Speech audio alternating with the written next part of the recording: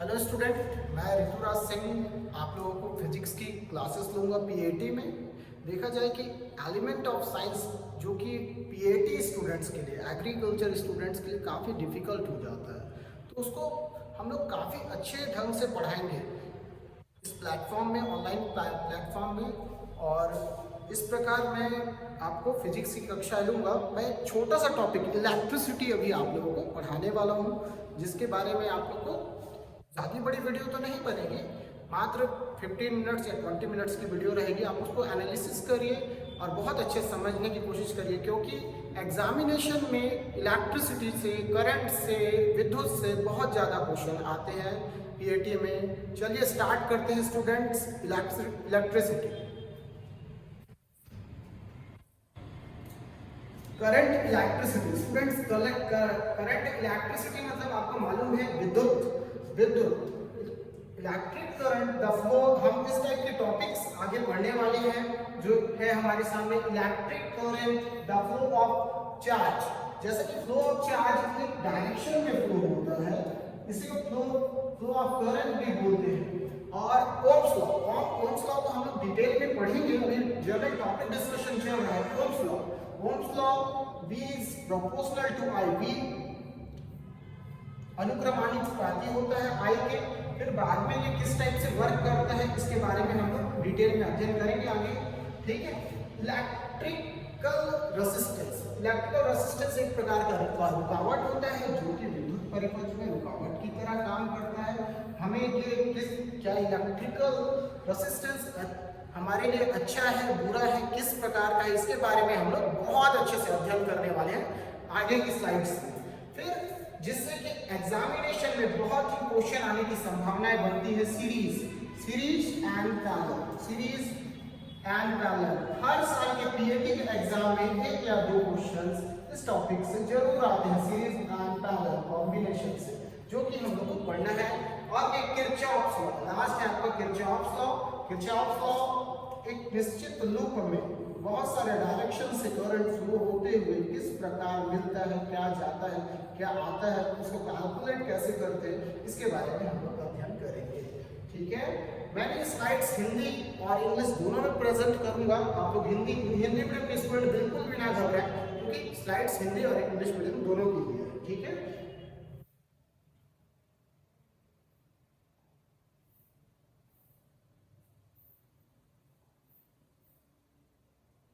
जैसा कि मैंने टॉपिक बताया था, विद्युत धारा। विद्युत धारा मतलब फ्लो ऑफ करंट, ठीक है। और Ohm's law, Ohm's law equal to V proportional to I। और विद्युत परिपथ, विद्युत परिपथ एक प्रकार का रुकावट होता है। और संयोजन, विद्युत श्रेणी क्रम संयोजन, समांतर क्रम संयोजन, जिससे क्वेश्चन फिक्स है। और किरचॉफ, इस टाइप के टॉपिक्स हम लोग आज पढ़ते हैं। स्टार्ट करते हैं students. Electric current, electric current में देखिए, इलेक्ट्रिक करंट, विद्युत electric current is the rate of flow of electrons in a conductor. Rate of flow of electrons, rate of flow of electrons मतलब इलेक्ट्रॉन की चलने की गति को दिखाता है। हमारा विद्युत क्या है, इलेक्ट्रॉन की चलने की गति को, दिशा को दिखाता है। हिंदी में इसका ऐसा यूनिट बहुत ही इंपॉर्टेंट है। विद्युत धारा का ऐसा यूनिट क्या होता है, करंट का ऐसा यूनिट क्या होता है, तो एम्पियर होता है। बहुत ही इंपॉर्टेंट चीज है स्टूडेंट्स, एम्पियर होता है। विद्युत धारा एक कंडक्टर में इलेक्ट्रॉन प्रवाह की दर होता है, विद्युत धारा का ऐसा ही मात्रक एम्पियर होता है। एम्पियर काफी इंपॉर्टेंट है कि विद्युत धारा का मात्रक क्या होता है, यूनिट ऑफ करंट क्या होता है, यूनिट ऑफ करंट एम्पियर होता है स्टूडेंट्स, ठीक है। देन हम लोग नेक्स्ट की ओर चलते हैं, आगे बढ़ते हैं। ओम्स लॉ, ओम्स लॉ बताने से पहले ये बता देता हूँ कि ये बहुत ज्यादा इंपॉर्टेंट टॉपिक है। इससे एग्जाम में क्वेश्चन बनने की संभावना बहुत ज्यादा हो जाती है। चलिए अब हम लोग इसको डिटेल में पढ़ने की कोशिश करते हैं कम से कम समय में। तो देखिए, Ohm's law that the voltage of across the conductor is directly proportional to the current flowing through the provide physical condition,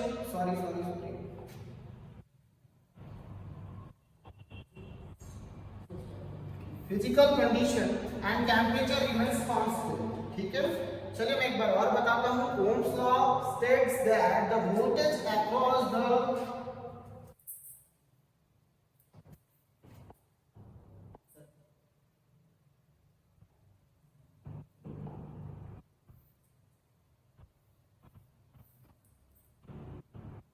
Ohm's law said that the voltage across the conductor is directly proportional to the current flowing through the provide all the physical condition and temperature remains constant. देखिए यहाँ पे हम लोग सबसे पहले अगर हम लोग जाने तो ओम्स लॉ में V प्रोपोर्शनल टू I होता है, ठीक है।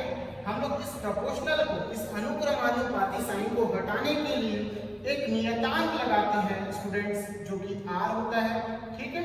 तो हम उसके बारे में नेक्स्ट स्लाइड्स में और गहन अध्ययन करने वाले हैं। ओम के नियम यह कहता है कि कंडक्टर में विद्युत वोल्टेज के माध्यम में बहने वाली धारा के सीधे अनुपातिक होता है, बशर्ते भौतिक स्थितियां और तापमान समान रहते हैं, ठीक है, स्थिर रहती है, समान रहती है। अब हम लोग इसको डिटेल में जानते हैं। देखिए जैसे कि इसको गणितीय रूप में किस प्रकार लिखा जाएगा, गणितीय रूप में ये बहुत ही इंपॉर्टेंट है कि गणितीय रूप में किस प्रकार इसको लिखा जाता है, ठीक है। V is proportional to I, फिर उसके बाद हम लोग नियतांक लगाते हैं R I। V क्या है, V क्या है, V आपका वोल्टेज है और R क्या है आपका रेजिस्टेंस है, I क्या है आपका करंट। इसका यूनिट पूछता है, यूनिट पूछता है। वोल्टेज का यूनिट क्या होता है स्टूडेंट्स, वोल्ट होता है, वोल्ट होता है यूनिट। और रेजिस्टेंस का यूनिट होता है ओम और करंट का यूनिट होता है एम्पीयर। ये काफी इंपॉर्टेंट है, हिंदी मीडियम के स्टूडेंट्स भी इस पर ध्यान देंगे। आपका वोल्टेज का यूनिट वोल्ट ही होगा, मैं हिंदी में भी लिख देता हूँ, वोल्टेज का यूनिट वोल्ट भी होता है। ओम का यूनिट, रेजिस्टेंस का यूनिट ओम होता है, इसी के नाम पे ये ओम्स लॉ नाम पड़ा, ठीक है। और करंट का यूनिट एम्पियर होता है, एम्पियर को एम्पियर ही बोलते हैं हिंदी में, इस प्रकार इसके बारे में।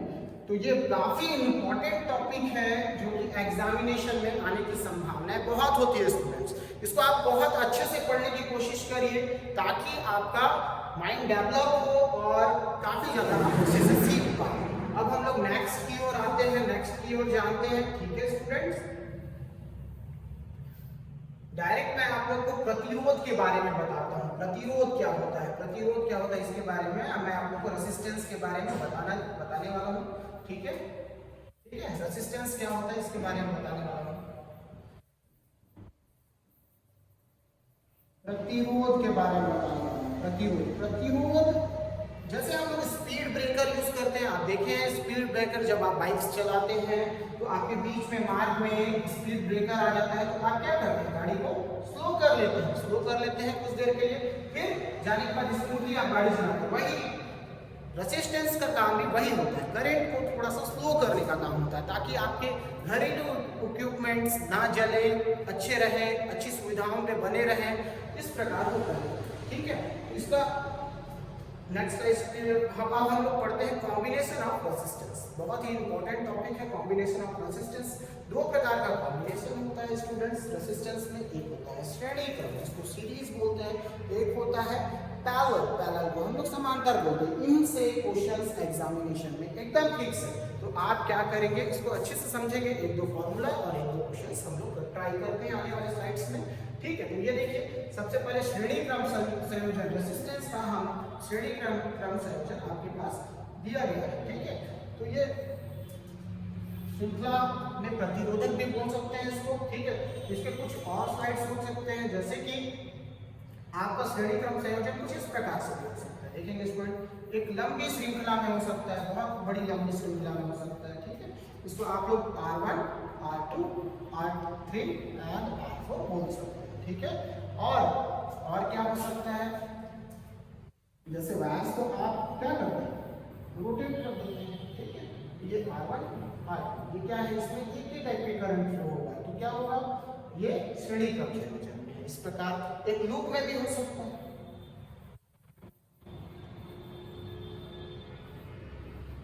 तो ये R1, ये R2 और ये R3 हम लोग वायर को सीधा करेंगे तो वो तो श्रेणी क्रम संयोजन में हो जाएगा स्टूडेंट। इसका R टोटल जो रिजल्टेंट है इस प्रकार निकाला जाता है, जैसा कि आपको दिया गया है, R total equal to R1 plus R2 plus R3 plus and so on infinite तक, जहां तक आपका श्रेणी क्रम संयोजन में जिस प्रकार से प्रतिरोध दिए रहेंगे उस वहां तक आपको इसको इंक्रीज कर रहे हैं। अब हम लोग कुछ क्वेश्चंस आगे देखेंगे, लेकिन पहले हम लोग समांतर क्रम संयोजन को भी समझ लेते हैं, जान लेते हैं स्टूडेंट्स। ये आपके सामने समांतर क्रम संयोजन दिखाया गया। मैं कुछ पेन यूज करता हूं आपके सामने, मैं कंपैरिजन करके भी आपको दिखाने वाला हूं कि समांतर क्रम संयोजन किस प्रकार रहता है। ये देखिए,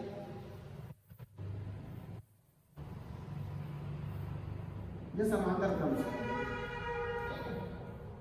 ये समांतर क्रम संयोजन है। इसका आपको R टोटल की अगर कैलकुलेट करना है तो इसका फॉर्मूला इस प्रकार होता है student, R total equal to 1 upon R1 plus 1 upon R2 plus 1 upon R3 and so on 1 upon R। ये काफी इंपॉर्टेंट फॉर्मूला है। इस फॉर्मूला को आप लोग को यूज करना है ताकि आप इस क्वेश्चन को सॉल्व कर पाए। अब मैं एक ब्लैंक स्लाइड्स लेके आपको कोशिश करता हूँ बताने का इनके बारे में, ठीक है।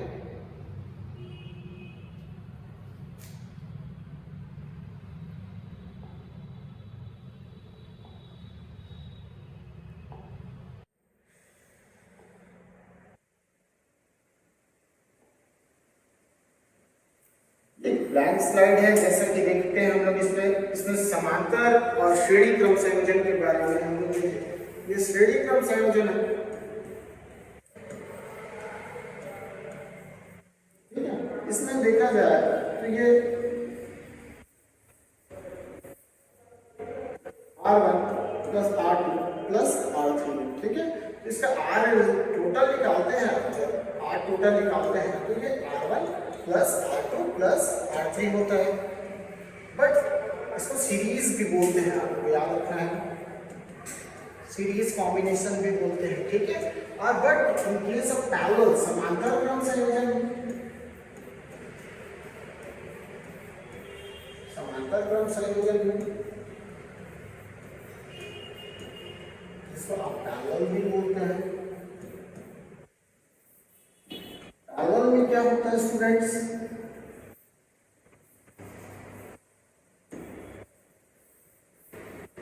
ये R1 है, R2 है, R3, तो 1 upon R equal to 1 upon R1 plus 1 upon R2 plus 1 upon R3। इस टाइप से ये रिप्रेजेंट होता है। ये काफी इंपॉर्टेंट फॉर्मूला है जिसको आपको याद रखना है। और भी कुछ फॉर्मूले हैं जो कि मैं आपको अभी बताता हूँ, जैसे कुछ मैथमेटिकल फॉर्मूले हैं जो आगे चलते यूज होते हैं हमारे यहाँ, आप उस उनको समझ लीजिए। A by B plus C by B, इसको जब आप सॉल्व करेंगे तो देखिए बेस दोनों में B है, तो हम एक बार B को एक बार लिख देंगे A प्लस C। ये इसको सोल्यूशन में काम आएगा स्टूडेंट्स। और ये तो पहला हो गया। एक और फॉर्मूला है, चलो इसको यहाँ से हटाते हैं, इधर करते हैं। A by B plus C by D equal to होता है A into D, cross multiplication होगा स्टूडेंट, C इंटू B और नीचे B इंटू डी। ये दो फॉर्मूले आपके बहुत ही इंपॉर्टेंट रहेंगे ताकि आप क्वेश्चन को आसानी से सॉल्व कर पाए स्टूडेंट्स, ठीक है। चलिए देखते हैं फिर नेक्स्ट पे कुछ क्वेश्चंस देखते हैं स्टूडेंट्स। हम लोग कुछ क्वेश्चन देखते हैं।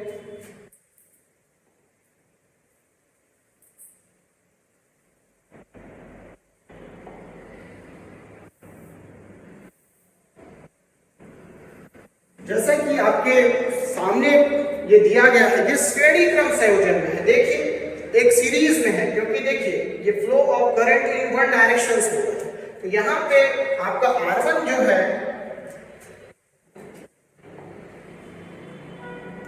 R1 इक्वल टू 10 है, R2 इक्वल टू 10 दिख रहा है स्टूडेंट्स। आप लोग अच्छे समझिए, इससे एग्जामिनेशन में जरूर से जरूर एकदम क्वेश्चन आना फिक्स है। R2 इक्वल टू भी 10 होगा। आपको मालूम है formula R equal to R1 plus R2, series R equal to 10 ohm plus 10, तो क्या हो जाएगा 10 10 20 ओम। तो तो आपका आंसर हो जाएगा 20 ओम। रेजिस्टेंस का यूनिट ओम होता है आपके ऑप्शन में, जो कि ये है। ठीक है स्टूडेंट्स, अब आगे हम लोग कुछ नेक्स्ट क्वेश्चन को देखते हैं। आप लोग इसको पॉज करके बार बार देख सकते हैं। ठीक है,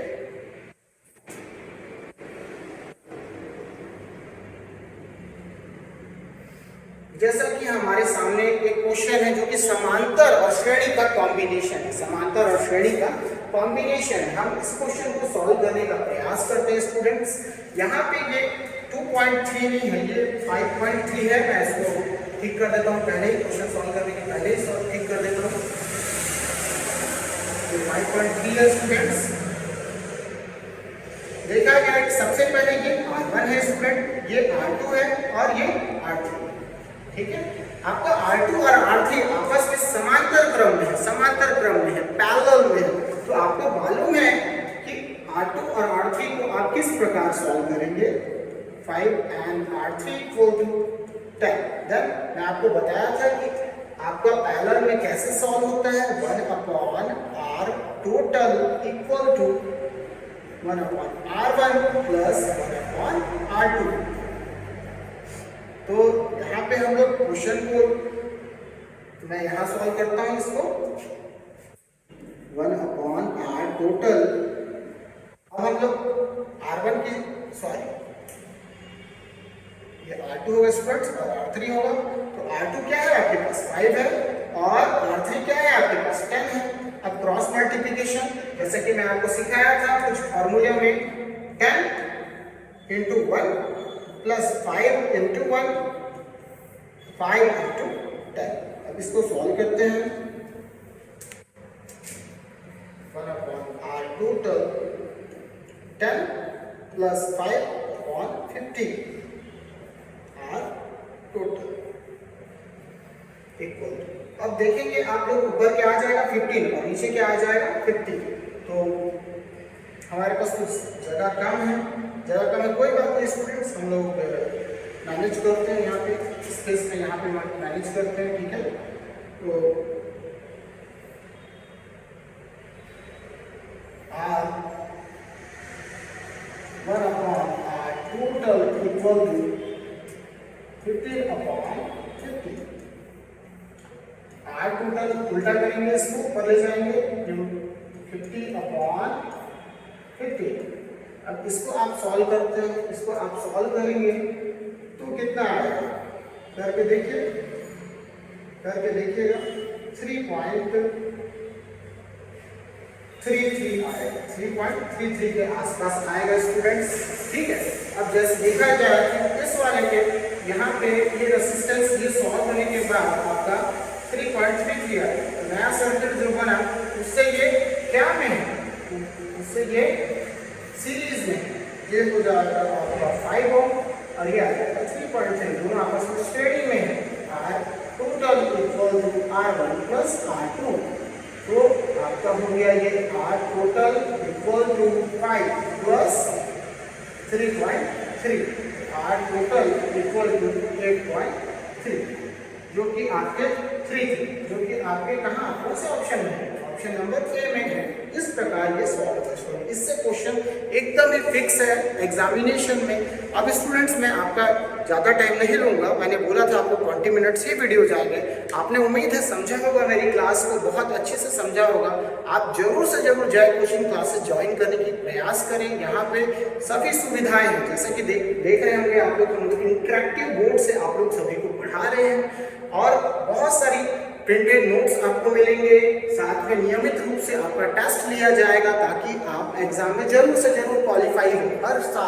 हर साल की तरह इस साल भी हमारे इंस्टीट्यूट से बहुत सारे बच्चों को सिलेक्शन हो। हर साल बहुत से बच्चों का जय कोचिंग क्लासेस से सिलेक्शन होता है स्टूडेंट्स। ठीक है स्टूडेंट्स, मैं इतना ही बोलना चाहूँगा। ठीक है, धन्यवाद। आप लोग अच्छे से पढ़िए, मस्त रहिए, अच्छे से रहिए। Thank you.